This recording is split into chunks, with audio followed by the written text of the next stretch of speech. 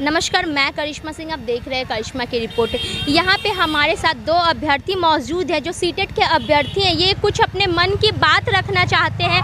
ये हम इन्हीं से पूछते हैं कि यहाँ पे धरना स्थल पे वो धरना ख़त्म हो चुका है, लेकिन यहाँ पे किस चीज़ को लेके यहाँ पे पहुँचे, ये आप ही बताइए। देखिए मैम, फर्स्ट ऑफ ऑल ये कहना चाहते हैं कि 7वें चरण से पहले लोगों का ये मांग है कि बीटेट का आयोजन हो। ठीक है, हम ये मानते हैं कि 2017 से 2022 तक ये बीटेट का आयोजन नहीं हुआ, लेकिन आप देखिए 2017 के बाद 2018 में 2 बार बीटेट हुआ, 2 सीटेट हुआ, फिर 2 बार 2019 में 2 बार सीटेट हुआ, 4 हो गया। 2020 में सीटेट नहीं हुआ, 2021 में 1 बार हुआ, एक उसमें हो गया, 5 बार हो गया। और 2022 अभी जो रिसेंट ख़त्म हुआ है, 2 महीने पहले रिज़ल्ट आया है सीटेट का। चलिए, आप मानते हैं कि हमसे सीटेट नहीं क्वालिफाई हो रहा है, बीटेट का आयोजन हो, सरकार चाहती है। जबकि शिक्षा मंत्री ने शुरू से ये बात कहा है कि 6ठे चरण के बाद तुरंत हम 7वें चरण की घोषणा करेंगे। हाँ, और ये बात जब हम लोग धरना पे भी थे तो हम लोग शिक्षा मंत्री से ये नहीं बोल रहे थे कि आप मेरा ये कीजिए, हम बोल रहे थे आपने ये बात कहा था कि 6ठा चरण समाप्त होगा और 7वां चरण हम करेंगे। हम लोग का आयोजन कोई अलग सा चीज़ नहीं मांग रहे थे, शिक्षा मंत्री ने जो कहा था वही बात हमने कहा। फिर उसके बाद शिक्षा मंत्री ने विधानसभा के अंदर भाजपा के विधायक हैं बृजभूषण सिंह, उनके प्रश्न के उत्तर में उन्होंने कहा था कि बीटेट का आयोजन होगा, लेकिन 8वें चरण में होगा। अच्छा, अगर बीटेड जो यहाँ पे धरने पे बैठे हुए ये लोग आप लोग को उलझा देंगे तो 4 साल के लिए तो आप लोग भी बैठ जाइएगा। देखिए मैम, अभी 2011 के बीटेट अभ्यर्थी बाकी हैं इसमें, 2017 के बीटेट अभ्यर्थियों का नहीं हुआ है 6ठे चरण में। फिर इतने में से 4-5 सीटेट के अभ्यर्थी हैं जो करीबन 3.5-4 लाख अभ्यर्थी हो जाते हैं। आप जानती हैं बिहार की जो परीक्षा होती है किस तरह की होती है। 1 साल से 2 साल परीक्षा लेने में लगेगा। अगर वो भी कदाचार मुक्त परीक्षा हुई तब, अगर कदाचार मुक्त परीक्षा नहीं हुई तो वो 2-3 साल और खिंचाएगा। फिर उसके बाद जो सीटेट पास अभ्यर्थी हैं उनका एज ख़त्म होगा, वो पूरी आहर्ता रखते हुए टीचर जो 7वां चरण का आने वाला है नोटिफिकेशन, उसमें हिस्सा नहीं ले सकते हैं।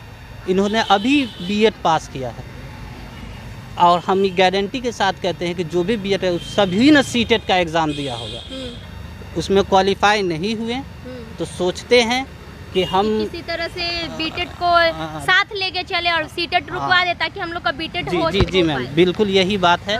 और इनकी कोई मांग नहीं है, ये सिर्फ और सिर्फ चाहते हैं कि बीटेट के बहाने 2 साल 4 साल ऐसे ही लंबा खींचा दोनों साथ में ही निकल जाए। हाँ, अब आप ये बात बताइए, ठीक है, हम थोड़ा देर बोलते हैं कि इनकी मांग जायज़ है। जो बीटेट अभी बीएड 2022 पास किया है वो बोलेगा सीटेट दिसंबर के लिए रुक जाइए।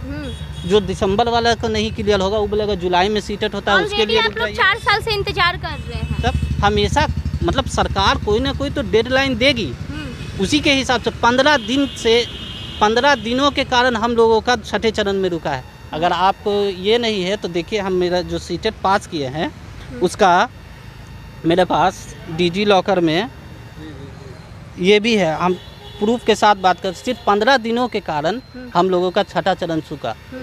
और ये लोग ऐसा बात नहीं है कि आंदोलन कर रहे हैं, ये लोग कोर्ट भी गए, कोर्ट ने बोला कि अपनी बात, हाँ वहाँ बोले कि ठीक है हम लोग बीटेट का आयोजन नहीं करा सकते हैं, सरकार इसके लिए ये है।